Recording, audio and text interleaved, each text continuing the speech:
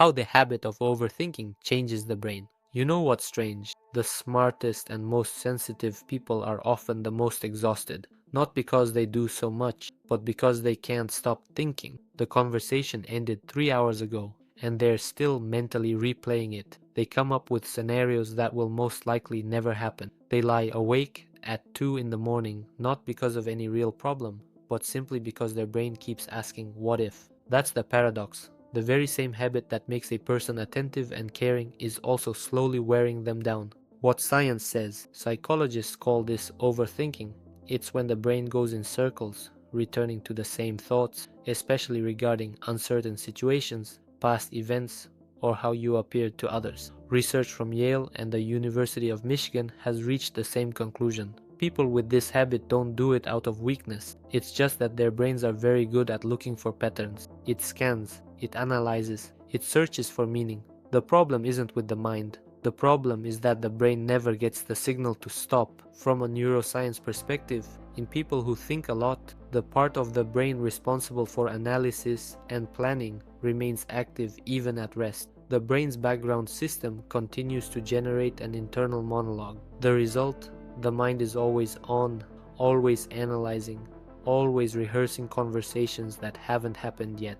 Where does this come from? This habit is usually not formed in adulthood. Most often it develops in childhood or adolescence, when the environment was unpredictable. If a child grew up in an environment where adults' moods changed without warning and mistakes were punished disproportionately, the brain found a logical solution. Think ahead, anticipate everything. If you can predict it, you might be able to protect yourself. It turns out that overthinking isn't a flaw. It's an adaptation, a smart nervous system that does exactly what it was taught to do. Two types of reflection. Not all reflection is the same. Psychologists distinguish between two types. Helpful reflection is when you turn inward to understand your emotions and make sense of a situation. In moderation, this is a real strength. Such people understand themselves and others well. Harmful rumination is a passive fixation on a problem without moving toward a solution. This is where the consequences begin. Poor sleep, difficulty making decisions, and growing anxiety from endlessly analyzing every little detail. The difficulty lies in the fact that most people easily shift from one to the other. A moment of healthy reflection can almost imperceptibly turn into a downward spiral. And since thinking feels like something useful, after all, the brain is working, it's very hard to catch the moment when you've shifted from reflection to rumination. Psychologists call this the illusion of mental progress. It seems like you're solving a problem, when in reality, you're just going in circles. Why it's so hard to stop? Dopamine plays a key role here, a chemical the brain releases as a reward. The brain releases it during problem solving, even for imaginary problems. So when a person runs through a scenario and mentally constructs arguments, the brain is partially satisfied by the process itself, not because of the answer found, but simply because they are thinking. That's why the advice, just stop thinking about it, doesn't work. The brain has a chemical incentive to keep going. What this says about a person. A 2013 study showed people with a high tendency to reflect understand much better how others think and feel. They are more attuned to moods, more sensitive to tension in a conversation, and better at picking up on what is left unsaid.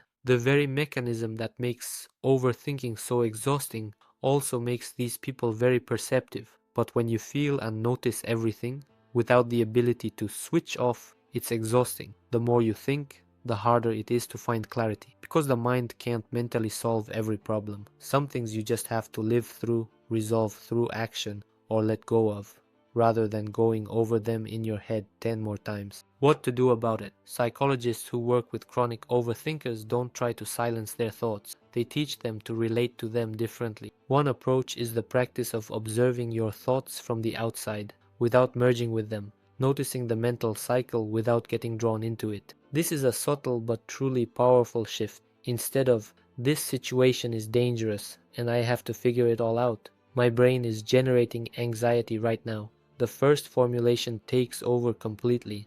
The second creates a little distance, and it is precisely this distance that changes everything. Overthinking is not a defect or a sign of instability. Essentially, it's a very active mind that has learned to stay alert in a world that once seemed unpredictable. The goal isn't to silence it. The goal is to gently teach this mind that it's now okay to let itself rest. Understanding your thinking habits doesn't mean erasing them, but it changes how much they control you, and sometimes that's exactly where it all begins. There are only 2 steps to getting rid of this problem. Step 1.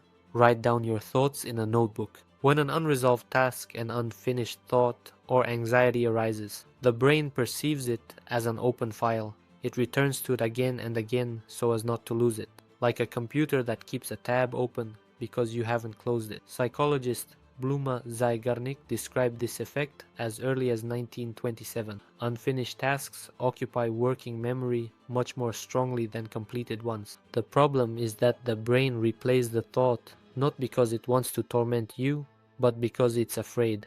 If I let it go, it will be lost. This is a defense mechanism, but it creates mental noise. What happens when you write it down? When you write a thought down on paper, you're essentially telling your brain, okay, it's recorded. You can let it go.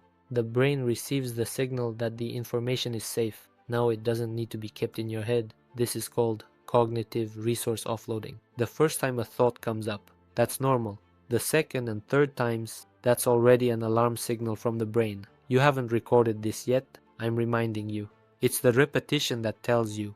The brain doesn't trust that you'll remember it. As soon as you write it down, the cycle breaks because the threat of loss has disappeared, and new thoughts come that will change your life. Grab a notebook and a pen and start writing down all your thoughts about whatever is on your mind. If a thought comes a second time, write it down immediately, without hesitation. You don't need to analyze it as you write.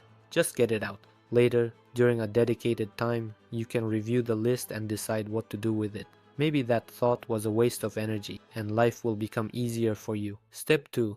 Act without thinking. Imagine you want to jump into a cold river with your friends. You can do it right away without thinking, or you can stop and wonder if you should. If you start thinking too long, your brain might get scared and stop you. But if you jump right in, you don't give your brain time to get scared. And this is called reaction suppression. Reaction suppression helps us stay focused and not be afraid to tackle important tasks. When you see something that triggers emotions such as fear or anxiety, your brain immediately starts thinking about the worst case scenario. This reaction can prevent you from doing what needs to be done. For example, if you're afraid to start your work, your brain might come up with a bunch of reasons why you shouldn't start. But if you start doing it right away, without giving your brain time to come up with excuses, you'll get the work done quickly. That's why it's important to learn to push negative thoughts aside and make decisions quickly. If you start acting right away, you'll be less distracted and get things done faster. This helps your brain avoid getting stuck in emotions and helps you focus on what matters. I used this approach a year ago when I felt thoughts similar to procrastination. I've always been afraid of heights and wanted to overcome that fear. When I was little, I once saw someone jumping from a height with a safety rope on TV. And a year ago, I saw a video on YouTube where a guy was jumping from a height with safety gear. Without thinking much about it, I called a friend and suggested we do the same. At first I thought he'd refuse, saying I was crazy, but he agreed, saying, "Great idea, let's do it." And we decided to jump over the weekend. When we arrived at the jump site, my motivation and confidence that I can do anything attitude started to fade. I began to doubt myself. Maybe I shouldn't jump, maybe I should try next time, maybe then the weather would be better, the sun brighter, and the grass greener. Then we climbed up to the jump platform, and every step felt like a struggle.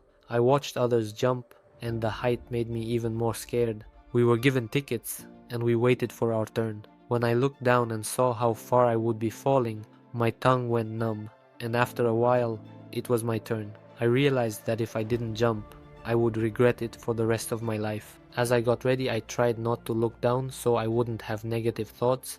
I focused on positive things to avoid procrastinating. In the past, I often put off tasks I was afraid to do until tomorrow, creating a vicious cycle. Tomorrow would come, and I'd postpone them again. At that moment, I realized I had to jump without thinking too long, or else I'd have even more negative thoughts. They put the safety gear on me, and I realized I had to build up speed and jump without stopping. My heart was pounding, my hands were sweating, my body went numb, and I built up speed and jumped. As I was flying, seconds felt like minutes. Moments from my life flashed before my eyes, and I realized that regret will always be harder than taking action. Because when you've done something, and maybe made a mistake, maybe lost money, maybe been rejected, and that makes you feel bad, it gives you experience and understanding of how to live going forward, and you become a better person. But regret is constant thoughts like, I could have done this, I could have done that, but time has passed and that chance is gone. And every day, thinking about it, that regret takes your energy and time and weighs on you like a concrete slab. And instead of moving forward, you just keep thinking about what you could have done better, and you feel even worse. And at the end of your life, looking back, you'll see your results and say to yourself, but back then, I could have just started taking action in tough conditions. I would have grown, gained experience, and the conditions would have improved, and it would have been easier for me to move forward, because in tough conditions I would have become stronger, I would have grown, made mistakes, sometimes even lost money. Maybe sometimes people wouldn't have understood me, but I would have taken action and built my future right now, without hoping that someday, tomorrow, or in the future things would be better, because that's exactly how you create your future and get results. Moving toward your goals with the mindset that difficulties will always pass, but regrets will remain. After the jump, we chatted with different people, took photos, and had a great time. It was an excellent experience that taught me that you need to act immediately, without delay, otherwise negative thoughts will ruin everything. While trying out different productivity methods, I realized that one of the most effective ways to stop dwelling on the past is to understand that life is short. I briefly mentioned this here, but to learn how to use this method, click on this video.